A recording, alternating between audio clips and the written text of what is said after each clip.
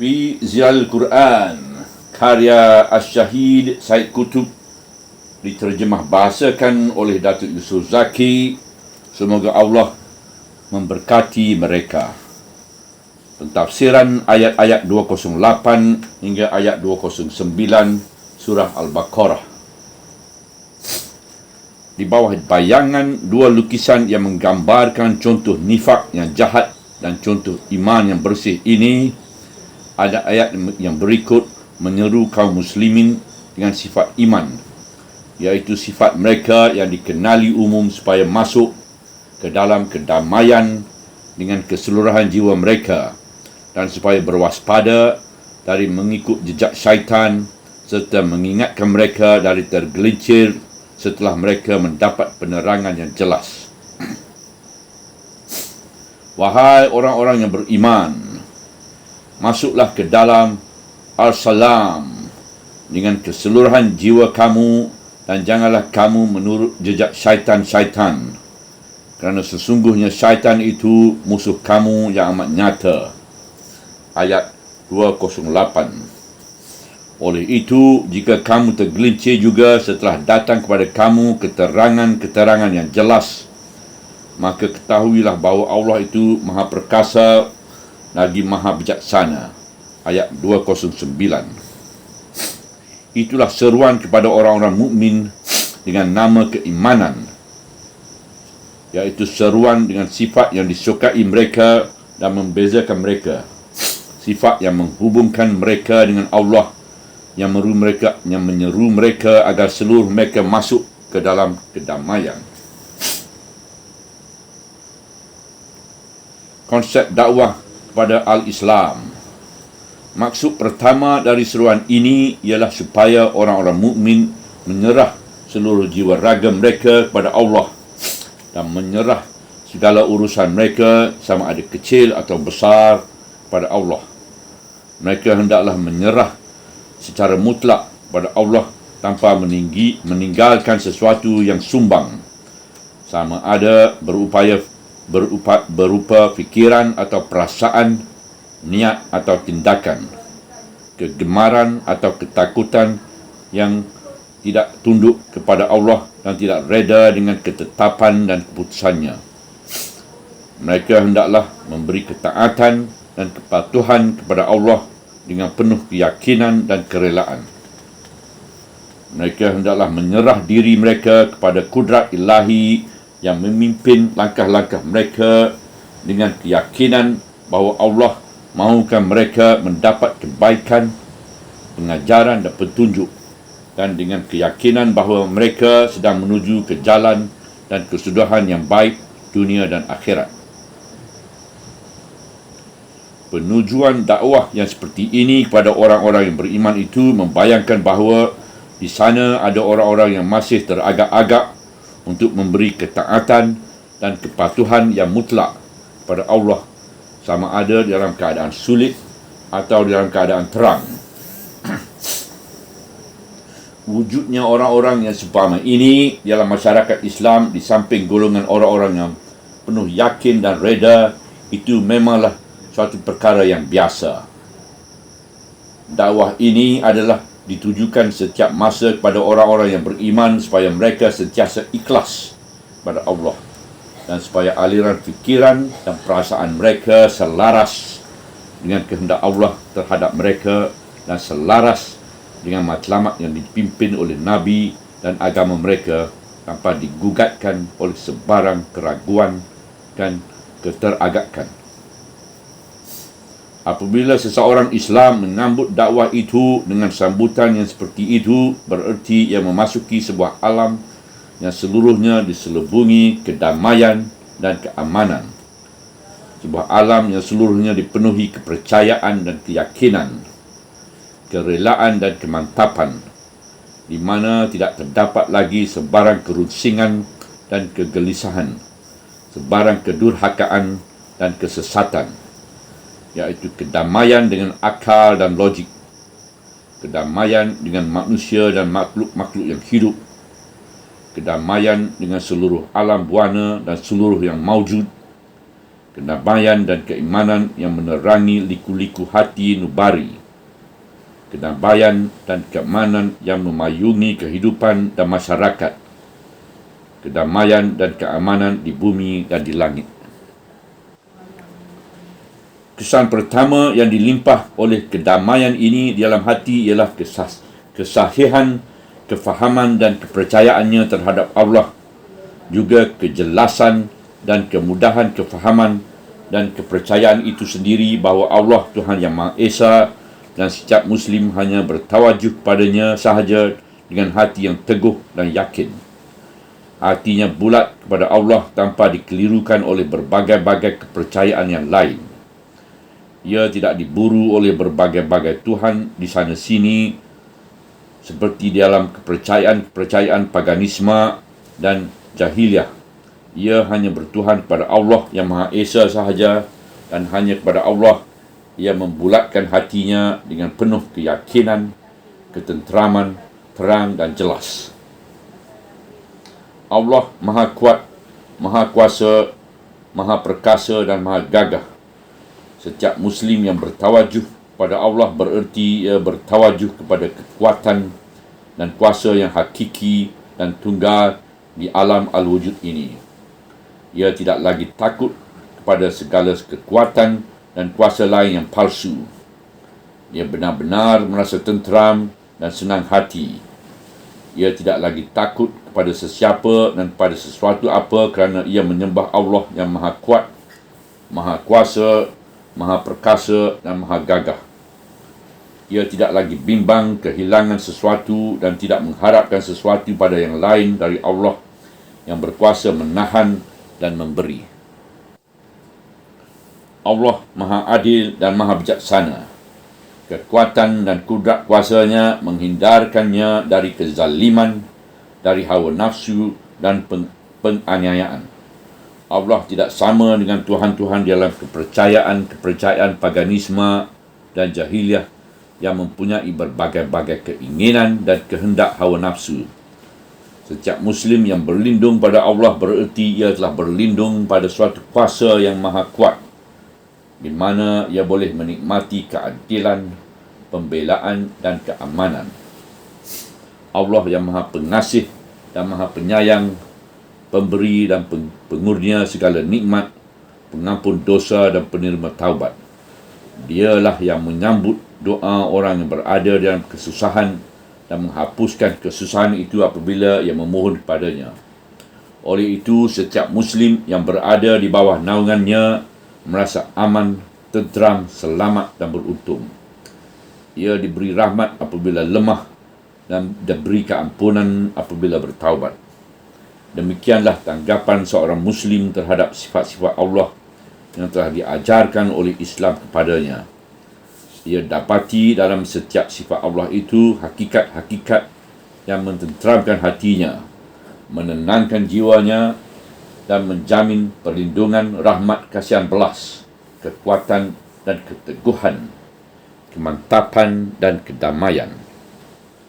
Demikianlah hati seorang Muslim dilimpahi kedamaian yang terbit dari kesahihan, kepercayaan dan kefahamannya terhadap hubungan yang wujud di antara hamba dan Allah, di antara Allah dan alam buana, dan di antara alam buana dan manusia.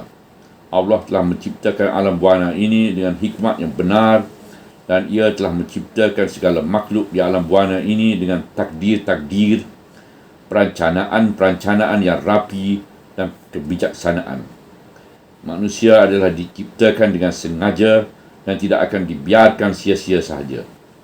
Segala suasana dan keadaan alam yang sesuai dengan kewujudannya telah disediakan untuknya. Segala kejadian yang ada di bumi ini telah diciptakan untuk faedah dan kepentingannya. Ia dipandang tinggi di sisi Allah dan dialah khalifah Allah di bumi ini, dan Allah lah yang menolongnya dalam melaksanakan tugas khalifah ini. Alam buana di sekelilingnya menjadi sahabat baiknya. Ruhnya berpaut dengan ruh alam buana apabila kedua-duanya bertawajuh kepada Allah. Ia diundang menyaksikan pameran ilahi yang diadakan di langit dan di bumi, supaya ia menikmati dan bermesra dengannya dengan sepenuh mata dan hati. Ia diseru supaya berhubung mesra dengan segala sesuatu dan segala yang hidup di alam buana yang besar ini, yang penuh dengan sahabat handai yang juga turut diundang untuk menyaksikan pameran itu, dan seluruh mereka turut membentuk pameran itu. Agama yang membuat penganutnya berdiri di hadapan tumbuh-tumbuhan yang kecil dan menyarankan bahawa dia akan mendapat pahala apabila dia menyiram tumbuh-tumbuhan itu dan berusaha supaya subur dan menghapuskan segala sesuatu yang menghalangkan kesuburannya, adalah satu agama yang sungguh indah dan sungguh mulia. Itulah agama yang mencurahkan kedamaian di dalam ruhnya dan membebaskan ruhnya berpeluk dengan alam buana dan berpeluk dengan segala makhluk yang ada, dan menyebarkan suasana aman, mesra, kasih sayang dan damai di sekeliling alam buana. Kesan kepercayaan kepada hari akhirat ke atas jiwa manusia. Kepercayaan kepada hari akhirat menunaikan peranan asisinya dalam melimpahkan kedamaian ke atas jiwa seorang mukmin dan alamnya, dan menghapuskan perasaan keluh kesah, bosan dan putus asa. Kira-kira penghabisan tidak dibuat di bumi ini, dan balasan yang sempurna juga tidak dibuat di dunia ini. Kira-kira penghabisan akan diadakan di akhirat, dan keadilan yang mutlak tetap terjamin di alam kira-kira ini. Oleh sebab itu, seseorang mukmin tidak merasa menyesal terhadap usaha-usaha kebajikan dan terhadap jihadnya demi kepentingan agama Allah, andainya usaha dan jihadnya itu tidak berjaya di bumi ini, dan andainya ia tidak pernah mendapat apa-apa balasan. Dia tidak merasa gelisah terhadap upah dan ganjaran kerjanya jika upah dan ganjaran itu tidak diberi dengan sempurna di dunia ini mengikut penilaian manusia. Dan dia yakin bahawa upah dan ganjaran itu akan disempurnakan kepadanya mengikut neraca pertimbangan Allah. Dia tidak merasa berputus asa dari mendapat keadilan apabila habuan-habuan kebaikan itu dibahagi-bahagikan bertentangan dengan kehendaknya dalam perjalanan hidup yang pendek ini.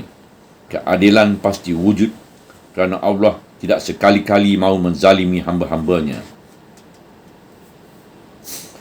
Kepercayaan pada hari akhirat juga merupakan tembok yang menghalangkan pertarungan gila-gilaan dan pertentangan yang sengit, di mana nilai-nilai dan kehormatan dipijak-pijak tanpa segan silu. Kerana di akhirat, manusia akan mendapat pemberian dan pengurniaan yang cukup dan akan mendapat pampasan terhadap hak-haknya yang terluput di dunia. Kepercayaan yang seperti ini dapat mencurah rasa damai di medan perlumbaan dan pertandingan, dan dapat menyalutkan suasana budi bahasa dan bersopan santun ke atas gerak-geri atau tindak tanduk para peserta dalam perlumbaan dan pertandingan itu. Ia dapat mengurangkan kegelojohan dan kerakusan yang terbit dari perasaan bahawa peluang yang wujud di dalam usia yang pendek ini merupakan satu-satu peluang yang terbuka kepadanya. Ia dapat mengurangkan kegelojohan dan kerakusan yang terbit dari perasaan bahawa peluang yang wujud di dalam usia yang pendek ini merupakan satu-satunya peluang yang terbuka kepadanya. Kesan mengetahui matlamat kewujudan manusia.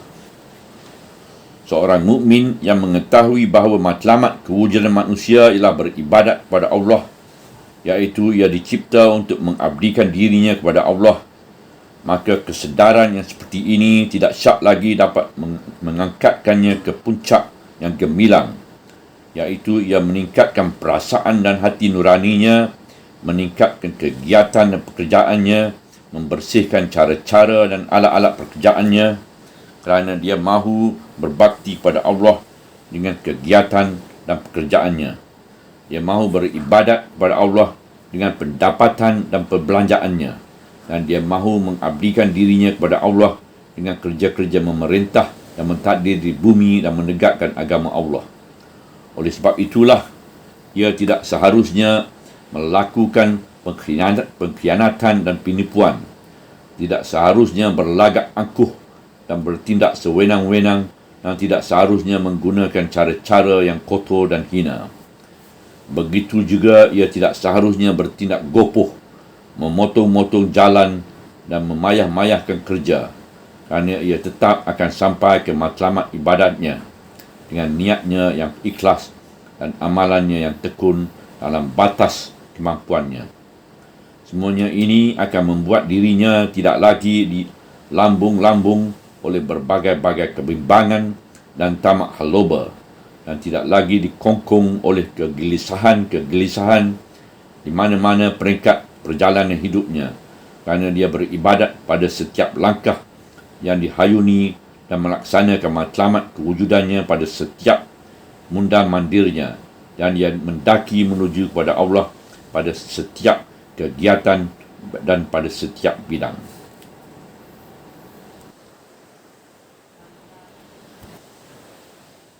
Kesan-kesan mengetahui hidup dengan takdir Allah.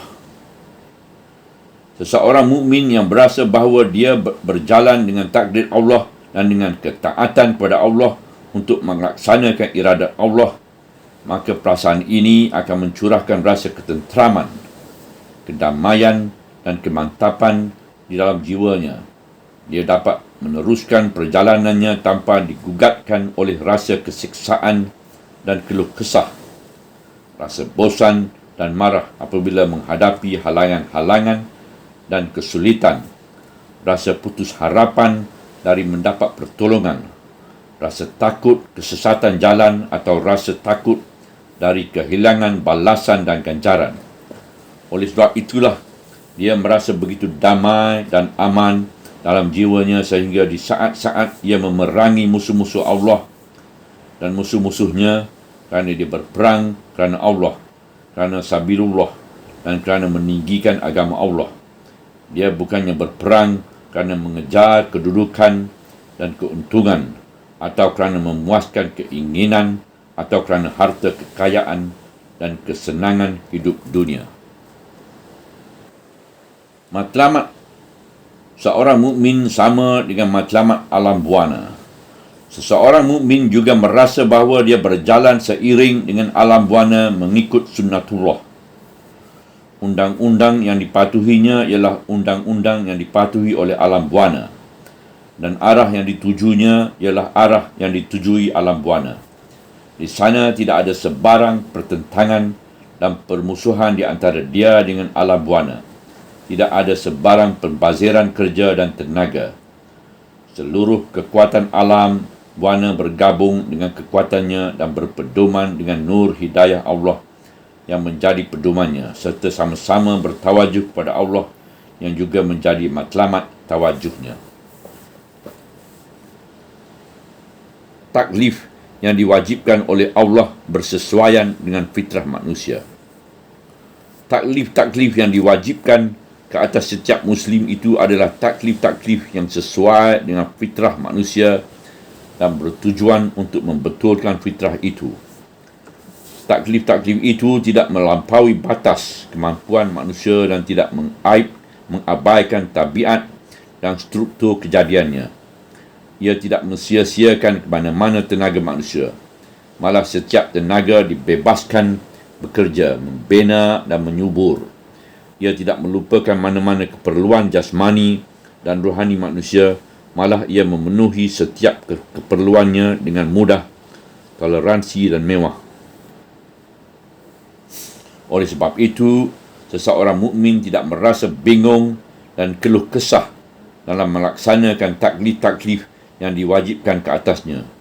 Ia memikul taklif-taklif itu mengikut keupayaan dan kemampuannya dan meneruskan perjalanannya menuju Allah dengan tenang, tenteram dan aman damai. Ciri-ciri masyarakat di bawah sistem Rabbani. Masyarakat yang diwujudkan oleh sistem hidup Rabbani ini dan hidup di bawah naungan peraturan-peraturan yang melahirkan akidah yang indah ini, di samping jaminan-jaminannya terhadap keselamatan jiwa, maruah dan harta benda, adalah semuanya memainkan peranan mengembangkan kedamaian dan menyebarkan semangat keamanan.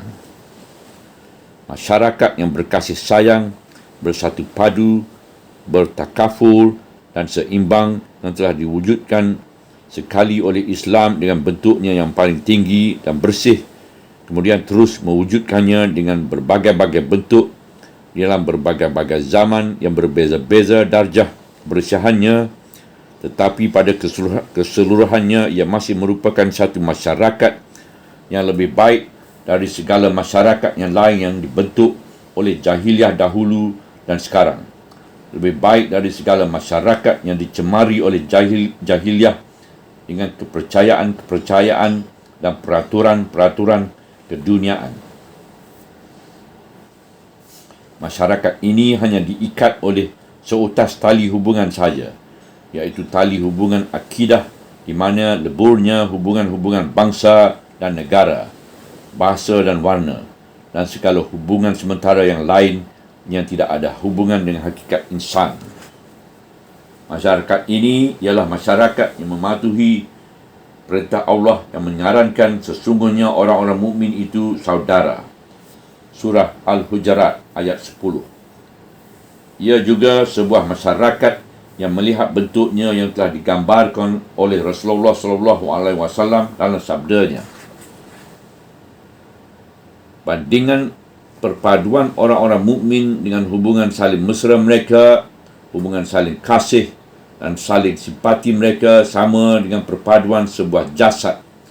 Jika mana-mana satu anggotanya sakit, maka seluruh jasad akan berjaga dan mengidap demam kerananya. Diriwayatkan oleh Imam Ahmad dan Muslim. Masyarakat ini mempunyai peradabannya di antaranya lebih ialah, dan apabila kamu diberi ucapan salam, maka jawablah ucapan itu dengan ucapan yang lebih baik darinya atau balaskannya dengan ucapan yang sama. Surah An-Nisa ayat 86. Dan janganlah engkau palingkan pipi engkau dari manusia kerana takbur, dan janganlah engkau berjalan di bumi dengan lagak yang angkuh. Sesungguhnya Allah tidak suka sekalian orang yang sombong dan membanggakan diri. Surah Luqman ayat 18. Tolakkanlah perbuatan yang jahat itu dengan perbuatan yang lebih baik. Nescaya orang yang ada perseteruan di antara engkau dan dia akan menjadi baik seolah-olah teman yang amat setia. Surah Al-Fussilat ayat 34. Wahai orang-orang yang beriman, janganlah satu kaum menghinakan satu kaum yang lain, kerana boleh jadi kaum yang dihinakan itu lebih baik dari kaum yang menghina. Dan janganlah pula wanita-wanita menghinakan wanita-wanita yang lain, kerana boleh jadi wanita-wanita yang dihinakan itu lebih baik dari wanita-wanita yang menghina. Dan janganlah kamu mengaibkan diri kamu sendiri, dan janganlah kamu memanggil di antara kamu dengan gelaran yang buruk. Seburuk-buruk nama ialah nama fasik sesudah seseorang itu beriman, dan barang siapa yang tidak bertaubat, maka merekalah orang-orang yang zalim. Surah Al-Hujurat ayat 11. Dan janganlah kamu mengumpat satu sama lain. Apakah seseorang dari kamu suka makan daging saudara-saudaranya yang telah mati? Sudah tentulah kamu jijiknya. Hendaklah kamu bertakwa kepada Allah. Sesungguhnya Allah Maha menerima taubat dan Maha pengasih. Surah Al-Hujurat ayat 12. Masyarakat ini mempunyai jaminan-jaminan, di antaranya ialah, wahai orang-orang yang beriman, jika seorang yang fasik datang menemui kamu membawa sesuatu berita, maka selidikilah kebenarannya, kerana dikuatiri kamu mengenakan tindakan yang buruk terhadap sesuatu kaum dengan sebab kejahilan dan menyebabkan kamu menyesal terhadap tindakan yang telah dilakukan kamu. Surah Al-Hujurat ayat 6. Wahai orang-orang yang beriman, jauhilah kebanyakan prasangka, kerana setengah-setengah prasangka itu berdosa, dan janganlah kamu mengintip mencari keaiban orang lain.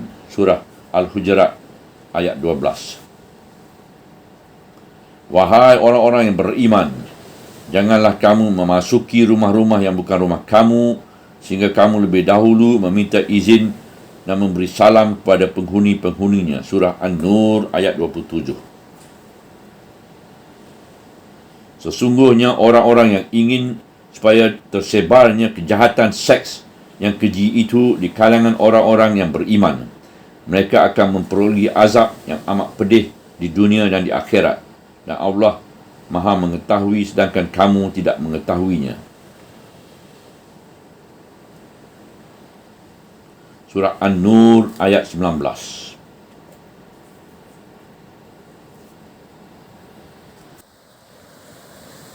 Wahai isteri-isteri Nabi, kamu bukanlah seperti mana-mana perempuan yang lain jika kamu bertakwa. Oleh itu, janganlah kamu bersikap tunduk lembut manja semasa bercakap-cakap dengan lelaki asing, hingga menimbulkan keinginan orang yang mempunyai penyakit dalam hatinya, dan bercakaplah dalam perkara yang baik. Ayat 32. Dan tetaplah di rumah kamu, dan janganlah kamu mendedahkan diri seperti pendadahan wanita-wanita di zaman jahiliah dahulu. Dan dirikanlah solat, serta keluarkanlah zakat, dan taatkanlah kepada Allah dan Rasulnya. Sesungguhnya Allah bermaksud hendak menghapuskan perkara-perkara yang boleh mencemarkan dari kamu, wahai ahli bait, dan membersihkan kamu sebersih-bersihnya. Surah Al-Ahzab ayat 32 hingga ayat 33. Di dalam masyarakat yang seperti ini, isteri merasa aman terhadap suaminya dan suami merasa aman terhadap isterinya. Sekalian wali-wali merasa aman terhadap kehormatan-kehormatan dan maruah-maruah mereka. Dan seluruh orang merasa aman terhadap saraf dan hati mereka, kerana mata mereka tidak terlihat pemandangan-pemandangan yang menimbulkan nafsu berahi. Mata mereka tidak menarik hati mereka melakukan perbuatan-perbuatan haram, iaitu melakukan pengkhianatan suami isteri yang bertimbal balik ketika itu, atau hidup dengan keinginan-keinginan nafsu yang tertekan dan menderita penyakit-penyakit jiwa dan kemeranaan saraf. Masyarakat Islam yang bersih dan suci akan terus aman dan tenang di bawah kebebasan, sayap-sayap kedamaian, kesucian dan keamanan. Akhir kata, masyarakat Islam menjamin kerja dan rezeki kepada setiap yang berdaya. Ia menjamin hidup yang baik kepada setiap yang lemah, dan menjamin isteri yang solehah kepada setiap orang yang ingin hidup dengan nafsu yang bersih dan terkawal. Ia menganggap setiap orang yang hidup di dalam masyarakat sebagai bertanggungjawab dari segi kanun jenayah. Andainya ada seseorang yang mati kelaparan di dalam kalangan mereka, sehingga ada setengah-setengah ahli perundangan Islam berpendapat supaya mereka dikenakan denda membayar diah. Masyarakat Islam menjamin kebebasan dan keselamatan, kehormatan, maruah dan harta benda dengan kekuatan undang-undang setelah dijamin dengan perintah-perintah dan arahan-arahan Allah yang pasti dipatuhi. Dalam masyarakat Islam, tiada siapa yang boleh dihukum dengan prasangka. Tiada siapa yang boleh memanjat rumahnya kerana mencari rahsianya. Tiada siapa yang boleh diintip oleh pengintip rahsia. Tiada darah yang tumpah sia-sia selagi ada undang-undang qisas. Yang tiada seorang pun yang kehilangan harta kerana dicuri atau dirompak selagi ada undang-undang hudud. Masyarakat Islam ditegakkan di atas dasar syura, nasihat dan saling membantu, di samping ditegakkan di atas dasar persamaan dan keadilan yang tegas. yang membuat seseorang itu merasa haknya terjamin dengan kekuatan syariat Allah, bukannya dengan kehendak pemerintah, kehendak pembesar-pembesar yang berada di sekeliling pemerintah dan kehendak kaum kerabat seorang pembesar. Akhir kata, masyarakat Islam adalah satu-satu masyarakat di antara seluruh masyarakat manusia yang lain yang membuat manusia tidak tunduk kepada sesama manusia. Malah setiap orang, baik pemerintah maupun rakyat, wajib tunduk kepada Allah dan syariatnya berlaku dan wajib melaksanakan hukum Allah dan syariatnya. Seluruh mereka berdiri sama tinggi dan duduk sama rendah di hadapan Allah, Tuhan semesta alam. Pemerintah yang paling adil dengan penuh ketenteraman, kepercayaan dan keyakinan. Semuanya ini merupakan sebahagian dari makna-makna kedamaian, iaitu salam, yang disyaratkan ayat ini, iaitu ayat yang menyeru umat manusia supaya memasuki dalam kedamaian agar mereka menyerahkan seluruh jiwa raga mereka kepada Allah. Tiada satu pun yang pulang kepada mereka, malah semuanya pulang kepada Allah belaka dengan penuh kepatuhan dan penyerahan.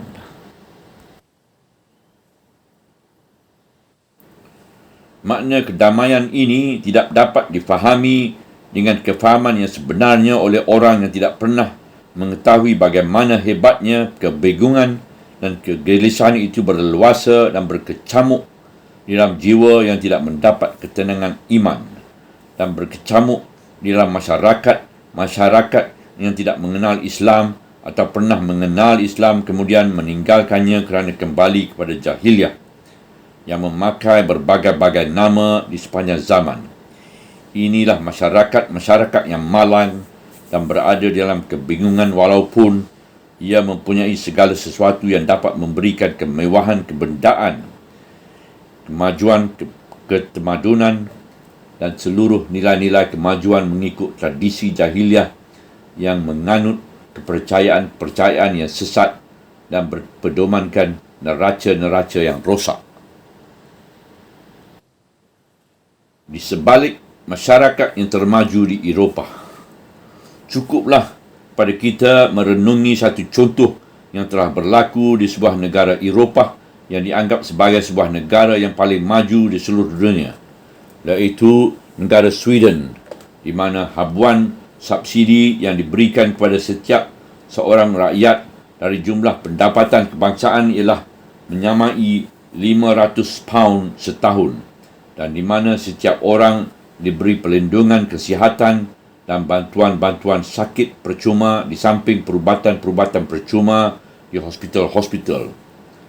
Ia juga diberi pelajaran percuma di semua peringkat pelajaran di samping disediakan bantuan-bantuan pakaian dan pinjaman-pinjaman kepada pelajar-pelajar yang cemerlang.